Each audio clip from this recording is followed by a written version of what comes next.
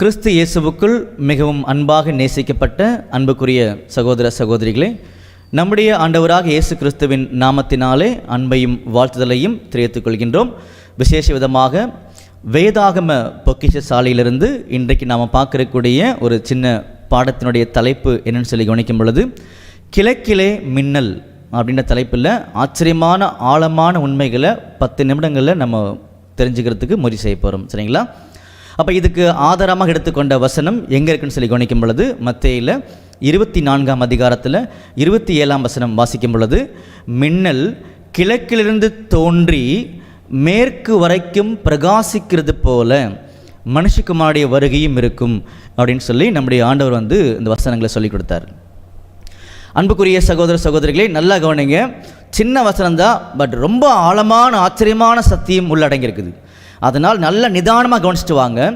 இன்றைக்கி அநேகருக்கு பார்த்திங்கன்னா, கிறிஸ்தவர்களுக்கு நம்முடைய ஆண்டவராக இயேசு கிறிஸ்துவுடைய 2ஆம் வருகை ஒன்று இருக்குதுன்றது தெரியும். ஒரு சில பேருக்கு தெரியாமல் இருக்கலாம். சரிங்களா? அப்படி இருக்கும் பொழுது நமக்கு ஒரு பெரிய நம்பிக்கை என்ன பண்ணுறாருன்னா இதில் கொடுக்குறாரு. என்ன நம்பிக்கை கொடுக்குறாருன்னு சொல்லி கவனிக்கும் பொழுது பாருங்கள், நம்முடைய மனநிலைமைகளை, இந்த உலகத்தினுடைய கால சூழ்நிலைகளை புரிஞ்சுக்கிட்டு இந்த வசனங்களை அவர் அன்னைக்கே பேசியிருக்கார். மத்தேயில 24ஆம் அதிகாரத்தில் 23லிருந்து 26 வசனங்களை நம்ம வாசித்து பார்க்க போகிறோம். சரிங்களா? பாருங்கள், 23ஆம் வசனம் வாசிக்கும் பொழுது, அப்பொழுது இதோ கிறிஸ்து இங்கே இருக்கிறார், அதோ இருக்கிறார் என்று எவனாகிலும் சொன்னால் நம்பாதீங்க அப்படின்னு சொல்லிட்டார் ஆண்டவர். பார்த்தீங்களா? கிறிஸ்து இங்கே இருக்கிறாரு, அங்கே இருக்காரு அப்படி யார் சொன்னாலும் நம்பாதீங்க. ஃபஸ்ட்டு நம்மளுக்கு ஒரு நம்பிக்கை கொடுத்தாரு. சரிங்களா? அப்புறம் எப்படி ஆண்டவரை தெரிஞ்சுக்கிறது? அவசரப்படாதீங்க அப்படின்றாரு.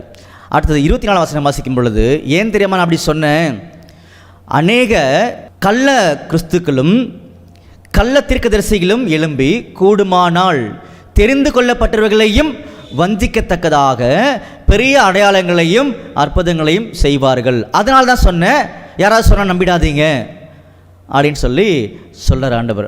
அடுத்த வசனம் வாசிக்கும் பொழுது, இதோ முன்னதாக உங்களுக்கு அறிவித்திருக்கிறேன், உங்களுக்கு விசேஷமாக சொல்கிறேன் அப்படின்னாரு. சரிங்களா? அதை முடிச்சுட்டு 26ஆம் வசனத்தில், ஆகையால் அதோ வனாந்திரத்தில் இருக்கிறார். இந்த வசனம் நல்லா கவனிங்க. ஆகையால் அதோ வனாந்திரத்தில் இருக்கிறார் என்று சொல்வார்களானால் புறப்படாதிருங்கள், புறப்படாதீங்க அப்படின்றார். அடுத்து, இதோ அறை வீட்டுக்குள் இருக்கிறார் என்று சொல்வார்களானால், பார்த்தீங்களா? அறை வீட்டுக்குள் இருக்கிறார் என்று யாராவது சொன்னாங்கன்னா நம்பாதீங்க அப்படின்னு சொன்னார். அப்புறம் எப்படி தான் ஆண்டவரை புரிஞ்சுக்கிறது அப்படின்னா, நான் உங்களுக்கு அடையாளம் கொடுக்குறேன்றார். இதுதான் வேதத்தை நம்பக்கூடிய ஒவ்வொரு சகோதரனுக்கும் அஸ்திபாரமான ஆழமான நம்பிக்கை. இந்த நம்பிக்கையை மட்டும் என்ன பண்ணக்கூடாதுன்னா விட்டுறவே கூடாது. எந்த நம்பிக்கையை? 27ஆம் வசனம், மின்னல் கிழக்கிலிருந்து தோன்றி. இந்த வசனங்களை சொல்லும் போதே இந்த டைரக்ஷன் மைண்டில் வரணும். மின்னல் கிழக்கிலிருந்து தோன்றி மேற்கு வரைக்கும் பிரகாசிக்கிறது போல மனுஷகுமாரனுடைய வருகை இருக்கும். என்னுடைய வருகை இப்படி தான் இருக்கும். நீங்கள் எதை குறித்து கவலைப்பட வேண்டாம், நான் என்ன சொல்கிறேனோ அதை மட்டும் நல்லா தியானிங்கன்றார். அதனால தான் ஆண்டவர் சொன்னார் யோவான் 5:39, வேத வாக்கியங்களை ஆராய்ந்து பாருங்கள், அவைகளால் தான் உங்களுக்கு நித்திய ஜீவன், என்னை குறித்து சாட்சி கொடுக்கிறவைகளும் அவைகளே. அதனால உலகத்துக்குள்ளாக அவங்க இப்படி சொல்கிறாங்க, இவங்க இப்படி சொல்கிறாங்க, அந்த சரித்திரம், அந்த பாரம்பரியம் இவருடைய கனவுல வந்துச்சு, இப்படி நிறைய பேர் நிறைய சொல்லுவாங்க. இதெல்லாம் ஆண்டவர் சொல்லவே இல்லை.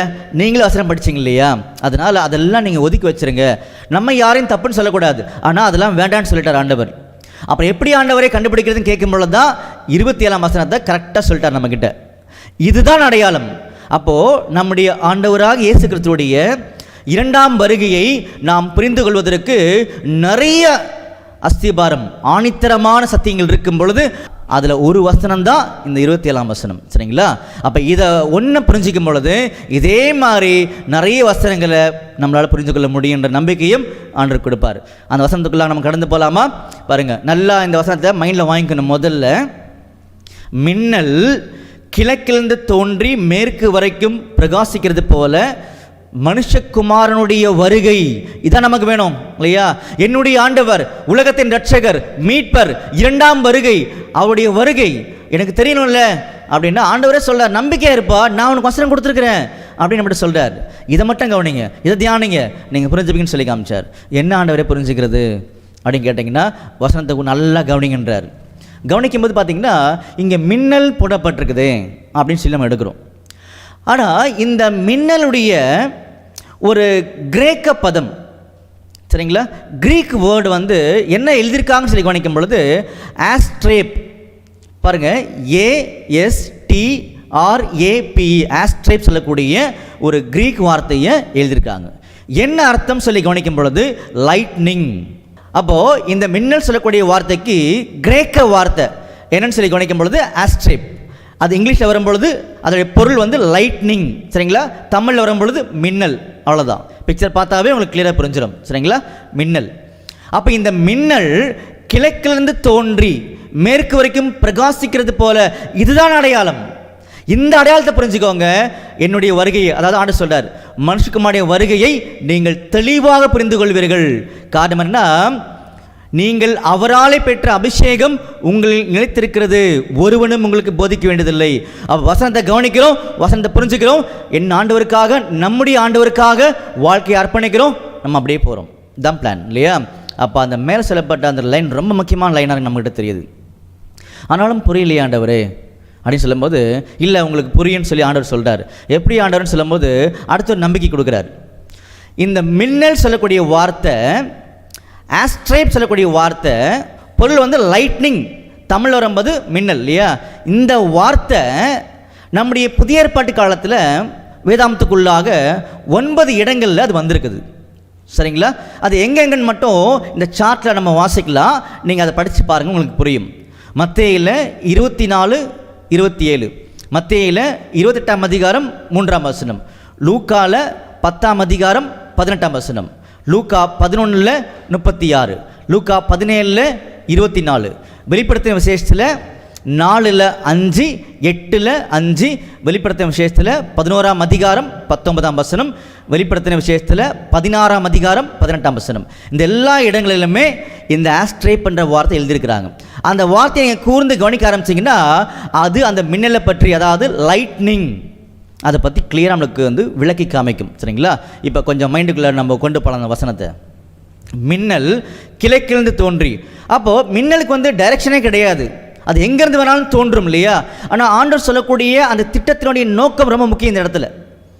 அப்போ மின்னல் வந்து நல்ல ஒரு மின்னல் இந்த பூமிக்குள்ளே வந்துச்சு அப்படின்னா, வானத்தில் வந்துச்சுன்னா அது எப்படி இருக்கும், அதோடைய பவர் எப்படி இருக்கும் அப்படின்னு சொல்லி கவனிக்கும் பொழுது பாருங்கள், 300 மில்லியன் வோல்ட் இருக்குமா.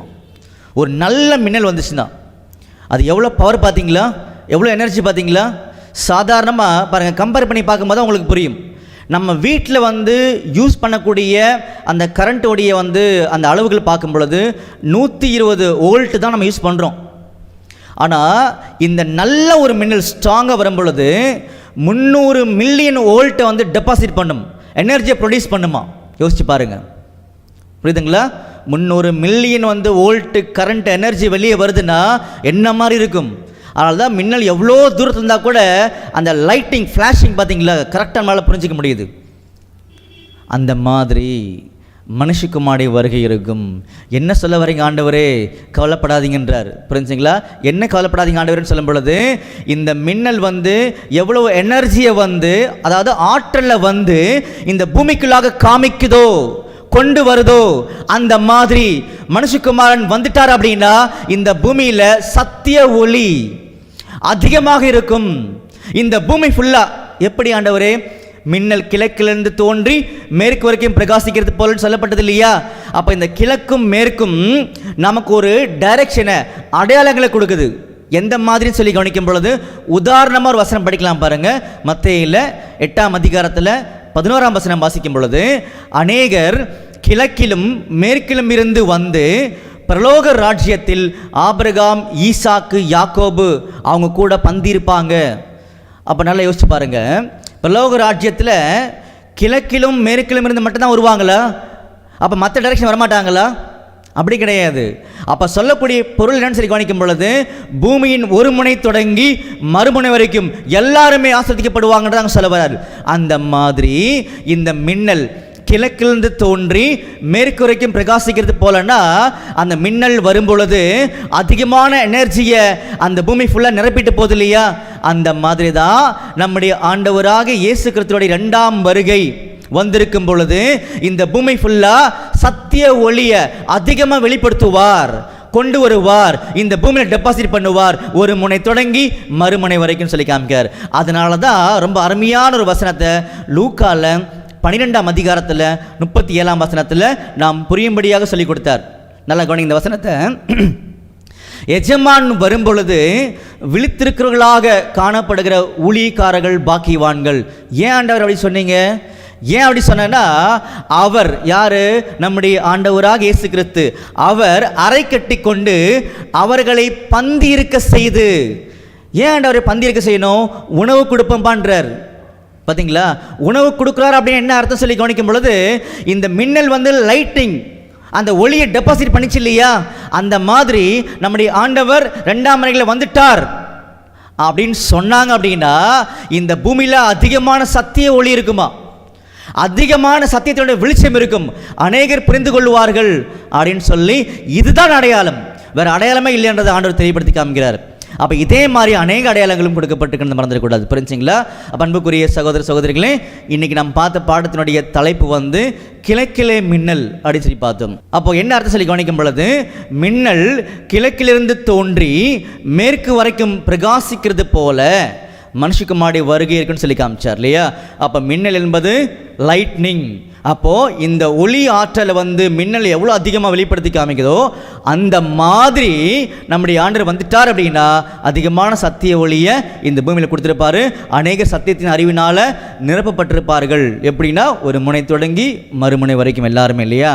அந்த சத்தியத்தின் ஒளி தான் இன்றைக்கி நமக்கு அதிகமாக கிடைச்சிட்டு இருக்கின்றத மறந்துடக்கூடாது. சரிங்களா? இன்னும் அதிகமான சத்தியத்தோடு அவருடைய வருகையை நாம் இன்னும் அதிகமாக புரிந்து கொள்வதற்கு ஆண்டவர் தாமே கிருபை செய்வாராக. ஆமீன்.